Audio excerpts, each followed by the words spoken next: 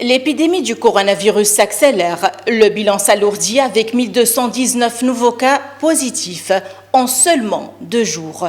Des hôpitaux surchargés, personnel soignant en colère. Le constat est sans appel en Tunisie.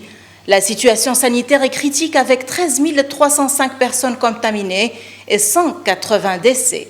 Face à ce constat, le ministre de la Santé a affirmé qu'il est actuellement primordial de renforcer les capacités de l'État pour faire face au pic, dont la date n'est pas connue. Le nombre des cas qui nécessitent l'hospitalisation a augmenté. Si on veut réduire la vitesse de la propagation du virus, nous n'avons qu'un choix, sauf l'application des mesures préventives. Il faut dire aussi qu'on ne va plus tester les personnes asymptomatiques. On testera principalement les symptomatiques parce que les kits coûtent cher et l'État n'a pas les moyens.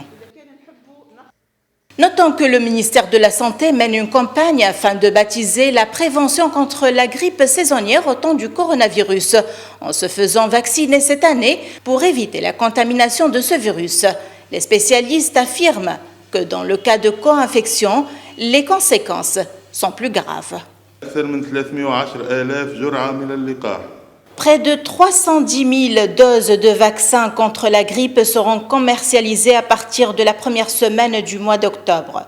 Ce vaccin de haute qualité sera disponible en particulier pour les personnes sanitairement vulnérables, à l'instar des femmes enceintes, des personnes âgées, des enfants atteints de maladies chroniques et pour celles particulièrement exposées au risque de contamination, comme les professionnels de la santé.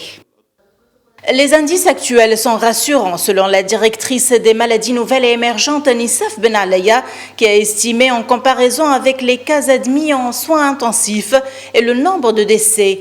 Mais Ben Alaya a notamment souligné et appelé à la nécessité de faire preuve de vigilance et de prendre les mesures nécessaires de protection des personnes âgées et celles qui souffrent de maladies chroniques.